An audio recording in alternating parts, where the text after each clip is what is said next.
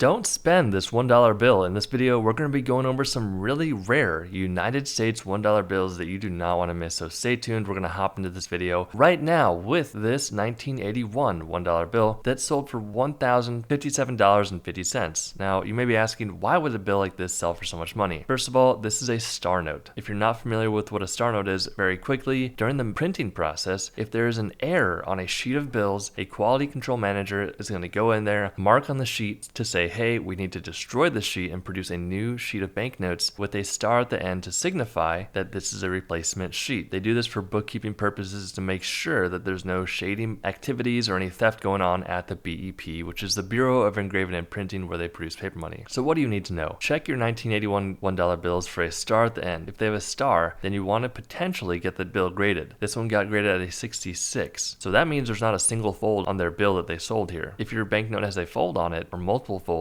then it's going to be decreased in value. But there's a good probability that it's worth more than just $1 because this example that you're looking at on the screen right now sold for $1,057.50. Now this is a genuine United States Red Seal legal tender banknote. So 1928 was the first year they started issuing these legal tender notes, and these are still technically legal tender to this day. You could bring it to a store or a bank and receive equal value of $1 in return. Obviously, that would be a silly thing to do given the fact that there's much more collector value than the face value of $1. Even though this example saw many hands during its time in the 1900s, this banknote sold for $149. So on the back of this bill, the first thing you're going to see is a paper pull at the center. This $1 bill sold for $1,440. Now, a paper pull like that is typically because the bill was mounted somewhere with some residue and it was pulled off. That will decrease the value, but when you flip the bill over, you can see that there's some writing on the bill and a signature. The signature, as you can see, is the Secretary of the Treasury. It's the same person right there that is on the banknote. Very, very cool, but one of the biggest factors here to the value of this $1 bill is going to be that serial number. That is not only a very low serial number, but it's a serial number 2. There's only one other serial number that's more expensive and valuable than a serial number 2, and that is a serial number 1. If you have a serial number 2, you must contact a rare paper money expert because you want to maximize that value and not get scammed and ripped off. Do not bring your $1 bill to a pawn shop or anything like that because you're not going to be able to get what the bill is actually worth. Once again, this 1981 $1 bill sold for $1,440, $2,760. So why does this 1928 $1 legal tender bring so much more money than the previous one we talked about? It's quite simple. Look for a 1928 $1 legal tender with a star at the start. Once again, this is a star note. It's a replacement note. They're much more rare and hard to find on these older banknotes, but this is an example that sold for $2,760, $2,880 for this 1963 $1 bill. Now, the first thing you'll notice on this $1 bill is the fact that it says Specimen on there. Now, what is a specimen? So back in the day, the BEP would send banks around the world that accept U.S. federal paper money specimen notes. Now, these specimen notes were used as a baseline and to compare to genuine examples. A lot of fraud happens around the world when depositing U.S. paper money because sometimes these banks around the world don't have as much knowledge about U.S. paper money compared to other paper money of their country. Long story short, banks around the entire world have these specimen notes to use as a comparison. Now, don't get fooled because there may be some people out there that try to put their own specimen stamp on a bill, which we highly recommend against. This is not any advice or anything, but you can imagine that's bad on multiple accounts. That is fraud, and you are defacing U.S. federal currency. But a way to tell that you have a genuine example is by looking at the serial number. Serial numbers on specimens will always be fancy. A very common serial number is an ascending ladder going from 2 all the way to 9, like this example. If you have a specimen note, keep it very safe because they are very rare pieces of U.S. history, and this example sold for $2,880. Here's a genuine U.S. $1 bill silver certificate. Not only is it a silver certificate, but it's an experimental note, and it sold for $13,800. You can tell it's an experimental note by that small red S there at the bottom right. So back in the day, silver certificates were used to exchange for equal value of silver. So you used to be able to take this $1 silver certificate to a bank and receive silver in return, which is such a cool concept. If you have a rare experimental silver certificate like this, you could be in for a treat because $13,800 this one sold for, $16,800 this one sold for. Now, when you're looking at the bill, you're like, wow, okay, I see some folds, I see a little bit of ink there. It's a very fine 30, which is a lower grade. What's going on? Why did this bill sell for so much money? Well, it's twofold. First of all, this is a web note. How do you tell if you have a web note? Here are the indicators. First of all, Washington's portrait portrait there is going to be a bit washed out. The next area is going to be the front plate number. It's going to look like this compared to how it typically looks, so there's only going to be a number there. And the last and easiest way to tell if you have a web note is by flipping it over, looking to the right of In God We Trust. There will be a number there. Typically, there's a plate position on the back bottom right corner of the spelled out word 1, but in this case, you can see it's to the right of In God We Trust. That's a web note. That makes it valuable. On top of that, another big value add here is the fact that it's a mismatched suffix error. So the last digit in the serial number is an L at the top right, and it's a star at the bottom left. Those should have been the same, but they're not. That's why it sold for $16,800.